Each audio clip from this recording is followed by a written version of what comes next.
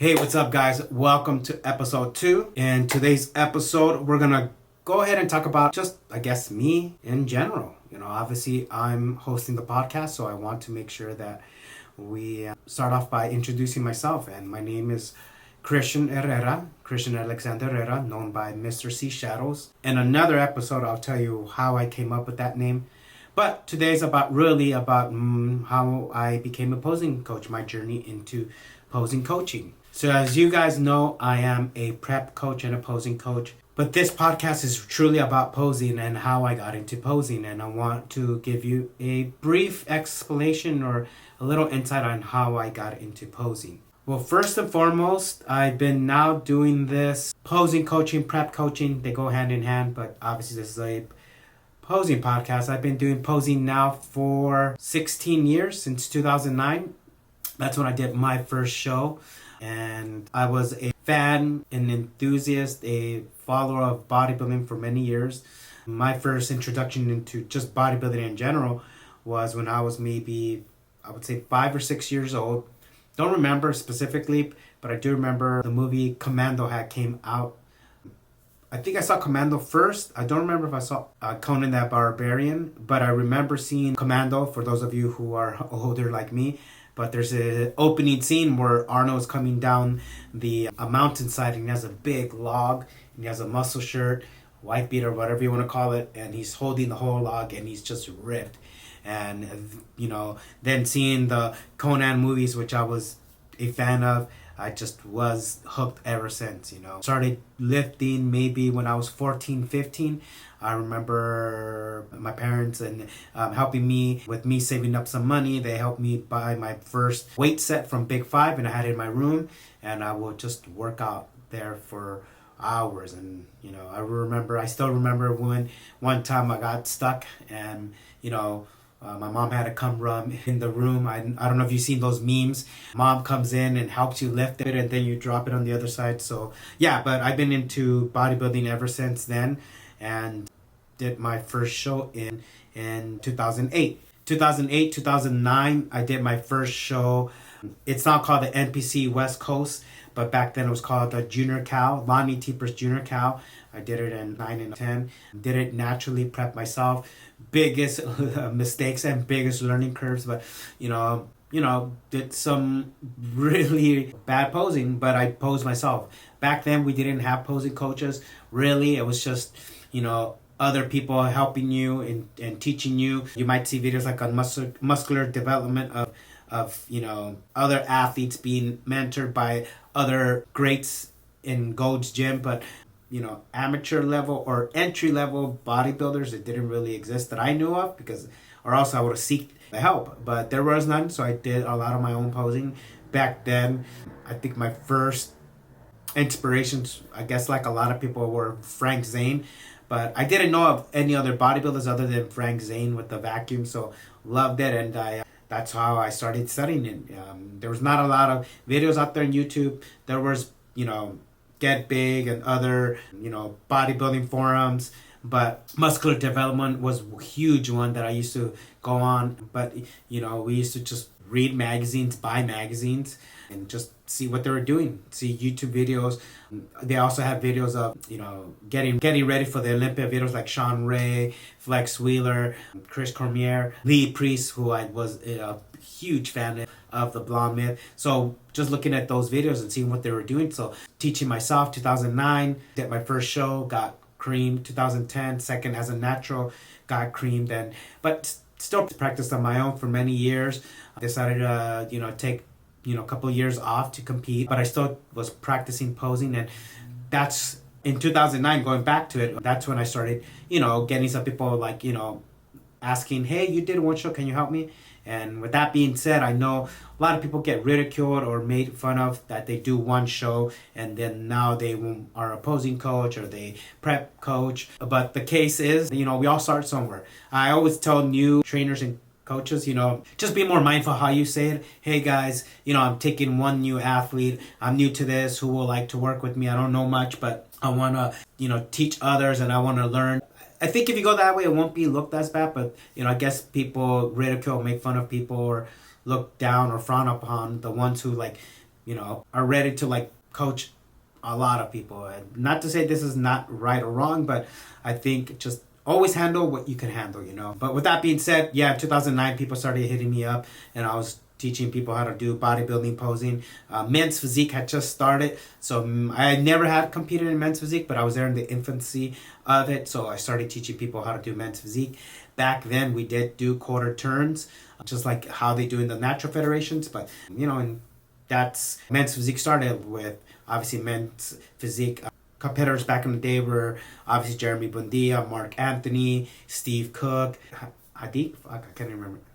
Sadiq Hatsovic. Who else was back then? Current Mr. Olympia, Ryan Terry. But it was a lot different, the posing, and it evolved as the sport evolved, I evolved with it. So men's physique and bodybuilding was really what I was teaching, and as I was teaching, I was still getting, better at it. And I would say I'm still learning and getting better at it. I haven't mastered every pose. Not every pose is my best, but I've gotten better over time. And I don't think I'll ever master poses, because as you master one pose, you probably gain more muscle, you can get leaner and shredded, or you see more definition. So your posing evolves with your body. But in 2009, I was teaching people. 2010, just started taking more athletes. And I wasn't really like a posing coach. I was just someone who was offering help. Hey man, I'm going to get ready for a show. Can you help me? And I know you did a show. And I was like, yeah.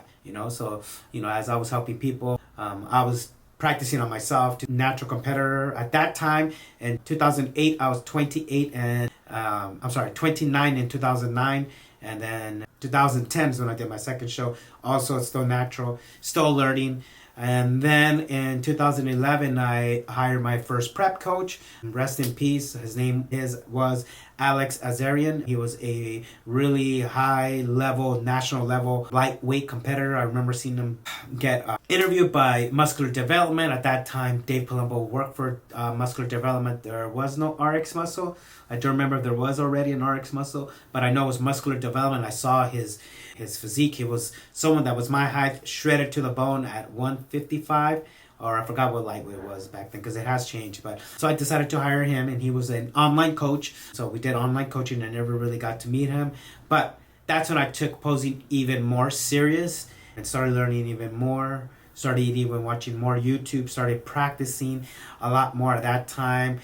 There were no posing rooms other than Gold's Gym, and we used to pose at the Gold's Gym Group X room. So at that time, I was also a trainer getting ready for a show, so I would be able to get away with it. But back then, and even now, gyms like that don't let you pose in their Group X rooms because you have no shirt. Only place allowed with no shirt in corporate gyms are the locker room. So with that being said, I would find the time, and I would start practicing and doing my routines. And so in 2012 was my first, I consider my first real show, because that's when I took my physique to the next level. 2012, when I was 32. At 31, I did my first cycle. Luckily, I was blessed to be taught the old school way. And we're not going to go too much into that because this podcast is more about posing. But I took my physique to the next level with being on enhancement. And, that year I really pushed my body and my limits, or myself, to new limits. And posing, I just practiced it even more. And a lot of people talk about that show. Excalibur was, back then and even now, was a very huge show. It was my understanding that it was the only show that you got a sword, hence the Excalibur, because you got the Excalibur sword if you won the overall. Just like the California State Championship, you get the title of Mr. Cal. Although a lot of people in men's physique and bikini and classic physique coined themselves Mr. Classic, the truth is it is just a bodybuilding title. But back then, like I said, the Excalibur was huge, and it was something that I wanted to really strive for. So I really worked my ass off in posing it.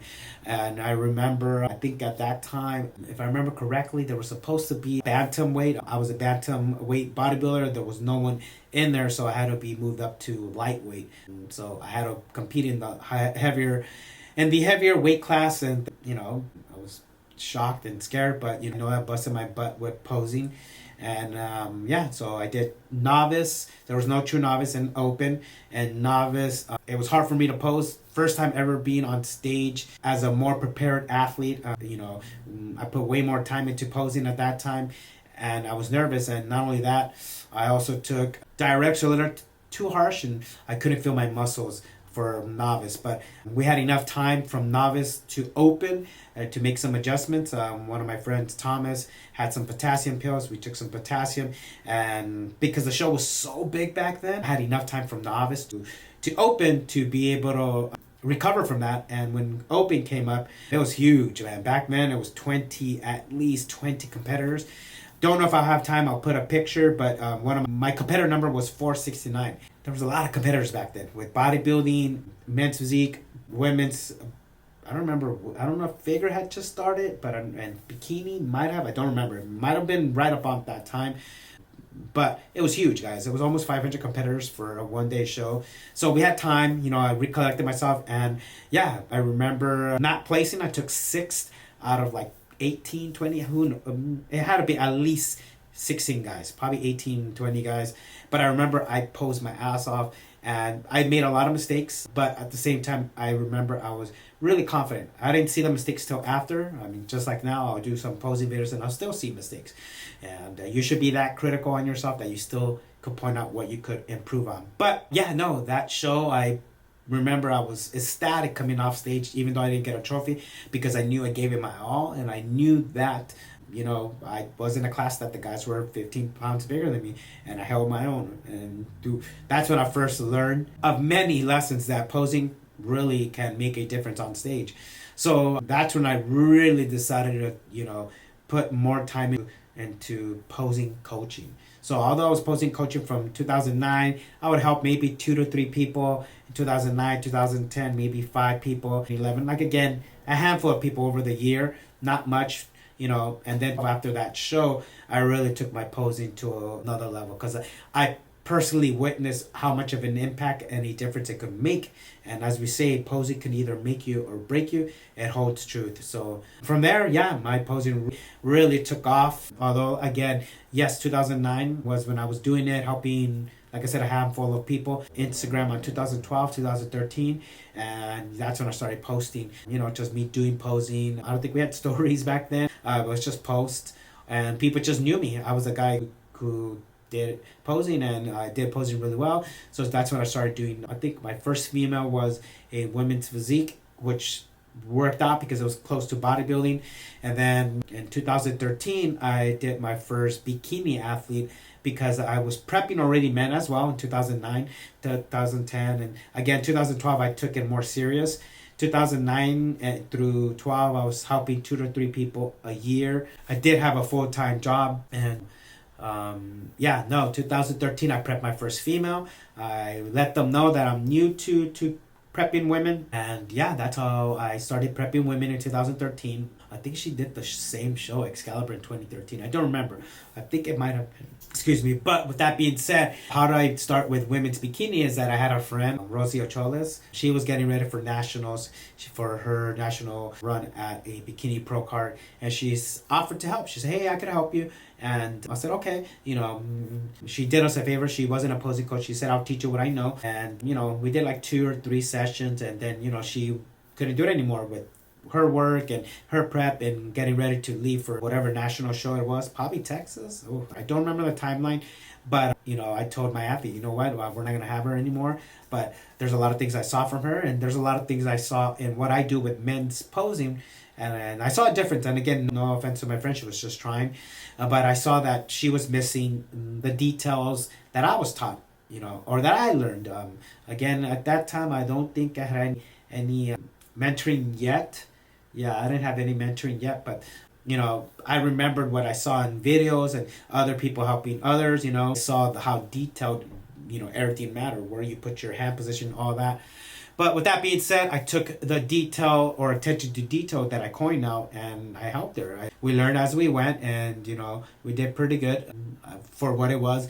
And women's bikini posing is what we use now in Fit Model. So when I say I have some Fit Model experience, it's only because it's literally bikini from 10 years ago. With that being said, that's really catapulted me to be a little more comfortable with taking on things that maybe are not normal, hence men teaching women's posing. But I still was a little weirded out, because I didn't know people were going to talk I didn't know if people were going to talk smack. So with that being said, I was like, you know what? Let's just keep rolling with the punches and learning and going as the season goes. So that's when I started getting more traction. 2013, 2014, I think I started helping people in INBA. I think I remember working with Frankie Yan, who is now an established men's physique pro and coach himself. I think I remember helping him compete in INBA, become a natural pro, working with his coach back then, JP Regulacion, who was also just getting into competing, who I helped him in men's physique posing. So just little by little, it's helping a lot of people. So many names, I can't name them all. But yeah, 2014, I started working with natural federations. I think back then I started working with WNBF. And it started catapulting. I started doing more men's physique posing, more classic. I'm sorry, not classic physique. More physique and bikini and men's bodybuilding. Until I think 2014 was my first figure athlete that I took a chance, or they took a chance on me to learn how to do some posing. I had many more, but the first pro that I remember working with was a pro named Christy Cisneros, who I was blessed to be able to work with, getting I think her pro card in figure, and then also doing her pro debut. I might get the timeline, but I do remember pro debut might have helped her get her figure pro. No, I'm sorry. She got her pro card in bikini. I don't remember. I think it was bikini and then transitioned to figure. And then that's when we worked with her. But figure, 2014, I started working with figure athletes and getting more under my belt. Again, posting. And it was a shame because a lot of people didn't post their stuff, even like in 2009, 2010, when it came to. But then, yeah, so back to that. I'm sorry, I guess I'm jumping all over the place. Just trying to give you guys a story, brief history on how I got into posing. Yeah, 2000, where are we at? 2014, worked with more natural competitors. 2015 as well. 2016, I was getting ready for how many shows had I done at that time? I did 2 natural shows.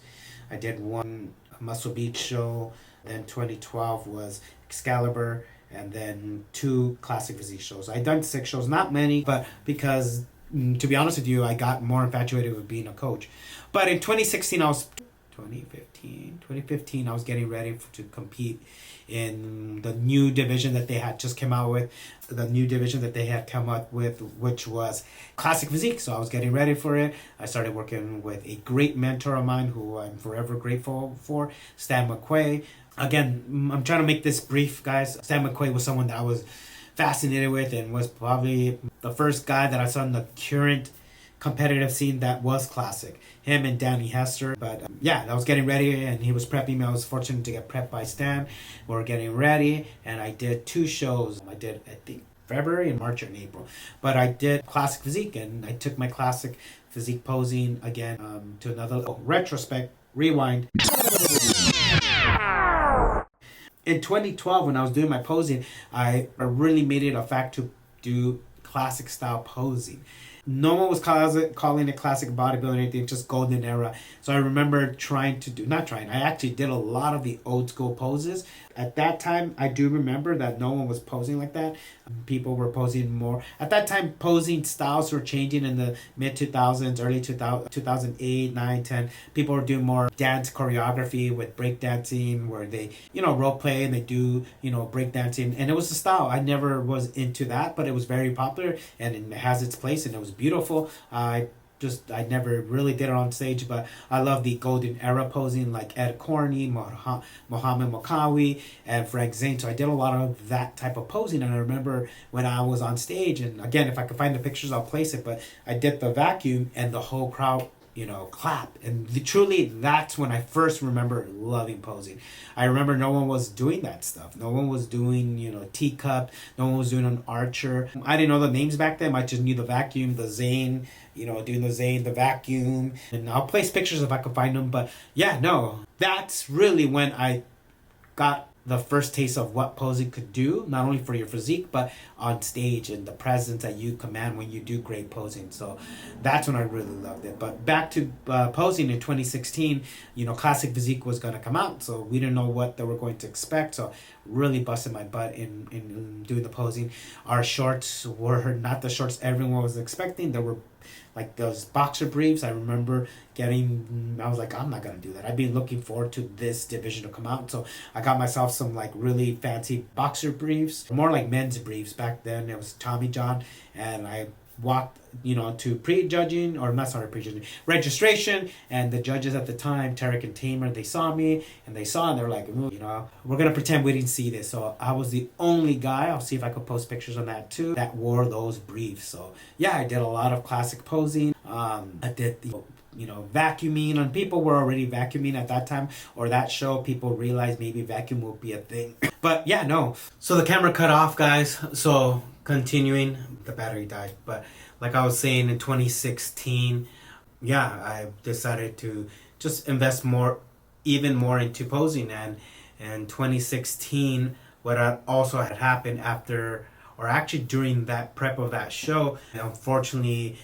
came to a place in my life where my job that I had for 15 years as my day job, because I did do my day job 9 to 5, and I did personal training for 24 for so many years, from 5 in the afternoon to 10. With that being said, I already had stopped doing personal training for corporate gyms around 2012, right after my bodybuilding show, the Excalibur. But during that prep, my position was terminated, and I almost had to pull out from the show. But by the grace of God, my coach at the time, Stan, made it work, and we made it work. But I remembered at that time too, I had to make a very important decision, and at that time I was really distraught, because I had plans to, while I was still doing the day job, to go back to school to get a degree in that same field, but to further my career.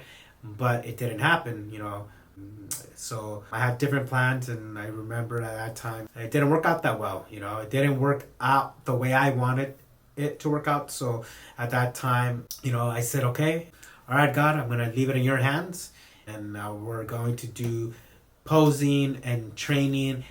Or I went back to personal training and bodybuilding coaching back 100%. And I did it full time for the first time in my life. And I said, God, I'm going to leave it to you, and leave it in your hands for 1 year and see how this goes. From 2016 to 2017. And that same year of me doing my first year of full-time coaching, I turned my first pro. I had the privilege and honor to turn Eric the Bull Brown pro as his full prep coach and posing coach. And that was my first pro that I had turned. I had many others that I've turned pro, or I've co-coached to turn pro. But besides the point, that's when I knew, okay, this is my calling. This is what I'm supposed to do. And I'm meant for this. That's when I got more heavy into really dedicating myself into posing and prepping people. And that's when I became a full-time prep coach. Although, again, I've been already doing it from 2009, here and there, and got more heavy in 2012. But 2016, I became a full-time, full committed, fully invested prep coach, posing coach, and started helping people. 2014, again, sorry for the jumping back and forth, but already had started helping people in, like I said, in 2009. I have a stat sheet of overall winners, and I've showed some people in person. I've had, I think, like 40 to 50 overall winners on that list. And that list, I stopped taking note in 2022. I stopped writing down my athletes. I know some coaches do it, but to me, I stopped counting. I personally don't want to put it on my Instagram, how many pros I've turned, how many people have had overall wins, all this stuff. Maybe because I don't have that many, I don't know. But nonetheless, I don't put priority and focus onto that. I put more priority on the current athletes and what I want to work towards the future. That's what happened in 2016 and catapulted to me doing this full time. And from then, I've had the privilege now, as every new category has been added, I've been able to help both men and women in all the divisions. When wellness first came, I already had some experience with one of my previous athletes, friends, Crystal Summer Hayes.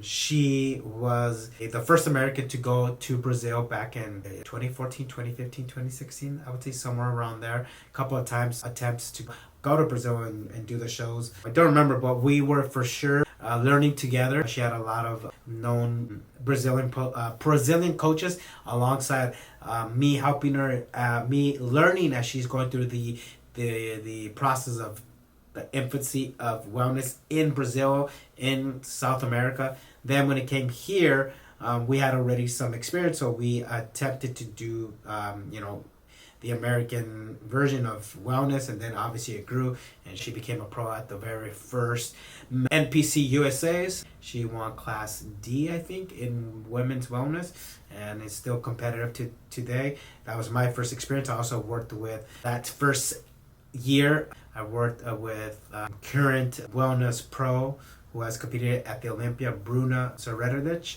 And her and her husband Nate came to me in 2020, and we helped her do her first couple of shows as an amateur, as a pro, and her Olympia. And now she became a great coach. They have an amazing team. She now does posing, but I had the privilege to help her amongst many other women. So I've had an experience now in all the women's divisions. In NPC, I've had the privileged opportunity to help every category, both in men and women: women's bodybuilding, women's physique, women's figure, women's bikini, women's wellness, and now fit model, which is really just the old bikini. In men's NPC IVB, I've helped men's physique, classic physique, open bodybuilding. I've helped pros. I've helped people on the Olympia stage. I've also have helped people on many other federations, natural federations, UNBA, INBA/PNBA, OCB, Muscle Mania, WBFF, WMBF. WMBF is a natural federation, and WBFF, the Paul Dillette Federation, also in natural. There's been some smaller ones, IPL, PLA, smaller shows, smaller federations, and across I've helped people in international IFBB Pro League shows. Any other federations I don't know that are European, I haven't. I know there's a PCA, haven't had anyone there, because most of my athletes compete in NPC and IFBB, which the truth is the elite of all the federations. So work with men and women. I've had many people turn pro. I've helped some people on the Olympia stage with pro posing. Now I want to go over why posing has become a focus of mine. I do prep as well, and I'm super passionate, but I do know that I've been given a gift with posing. And why do I focus on it so much? Because it means so much. Posing could literally break you or make you on stage. I've had the experience myself where I've done better than another competitor because of my posing, and I've seen it hundreds of times with all of the athletes in these 16 years. Athletes who probably didn't have strong, were lacking body parts, but on stage they made themselves look like they were, they presented a better physique than what they truly have. And that's what posing is, and that's why I love it, because not only do you focus on hiding your strength and focusing and showcasing your strengths, you also learn how to be that much more confident. Again, I'm probably going to be all over the place, but posing truly means so much to me, because through the process of teaching you technical posing, I really teach people how to be more confident in themselves. I give them the tools to see something that was already within them. So posing is just an avenue to really show athletes what they're truly capable of, and what they have been hiding inside of them without them ever knowing. So that's and I'll talk more. I could be here for hours if I talk about posing. I love it that much. But posing and my philosophy of posing now, the style of posing that I teach, I don't think there is a style, but the one thing I try to really coin is the attention to detail and the technical posing. A lot of people come to me because they see the flow and they see that, and I tell them that's the last thing we work on. We want to teach you technical posing, the stuff that you're there for to learn, that the judges are there to judge you with. How to learn how to pose your weak body parts, showcase your strong body parts. Technical posing. Once you get technical posing, you get more confident. Once you get more confident, we can start teaching transitions and flow, and really make you come out of your shell. With women, we teach you the tools to become more yourself. One thing I do get on another video, I'll go over it, but a lot of people go, how can he teach female posing? He doesn't have the female touch. I don't need to have the female touch. I need to teach my female competitors how to bring that out themselves. My job is to give them the tools for them to bring it out and shine on stage and make their waist look smaller and give them a V-taper. So my style of posing is, there is no right or wrong way. There is the most effective way. And I call that the spectrum of posing, meaning you could do something all the way to the right of the spectrum on a pose and it showcases your lats. But if like a front lat sprint, you do it all the way front, all lats, but you can't showcase your shoulders. If you go all the way to the left of the spectrum, you show your shoulders, but you don't show your lats as much. So you have to find the equal balance for your physique and what you and your coach and your posing coach and what me and my athletes are trying to showcase. Sometimes it might be a little bit more on the right, sometimes more on the left, sometimes right in the middle where you showcase a little bit of both of lats and shoulders. So it's the spectrum of posing, it's knowing where you land and what's best for you. And nothing's right, nothing's wrong, just finding what's best for you. I don't like to tell people that's wrong. I could always see how there could be a benefit in posing certain ways. So my style of posing is adapting to the athlete and what we're trying to focus on and showcase and making sure that the personality and the physique are in harmony as one. So that's just a brief explanation of what I came from posing. You know, I said I started in 2009. This is now 2025. I've had the privilege to continue to have athletes. I really am still passionate. I've had many people mentor me, of which in other videos I'll go over who I've had the privilege of being mentored by or had the ability to pick their brain. But this is just to get a little snippet of me. I don't know how long the video has been. I'm sorry that I've been all over the place. I'm still learning how to do the podcast. I have some notes, but even the notes are all over the place. So bear with me, guys. This is episode 2, just getting an insight of me and how I started posing and what posing is to me and how I carry myself as a posing coach. I'm a posing coach who is there for the athletes, and the athletes always come first. I'm going to do whatever it takes to put them on the pedestal and to make sure they get the service that I wish I could get as a posing coach or as a coach. So hopefully you guys have liked the video. Sorry again, it's sporadic and all over the place, but this is just a little insight of how I got into posing and a little bit of my philosophy. As the videos keep going, you'll get more of an understanding of what posing is to me and my philosophies, but just wanted to make sure you guys get a little understanding of my history and get to know a little bit about me. So I appreciate you guys. Please make sure you subscribe, hit the like button, comment down below. I'm going based on your guys' ideas, but this channel is really for you guys and this podcast is really for you guys. So I look forward to you guys just, telling me what you want to see and what we could help you with. So thank you for the follow, guys. Thank you for always supporting me, and I look forward to doing more videos. The next podcast, let's see what we could come up with, and hopefully it's helpful for you guys. So stay positive, stay posing, and stay faithful.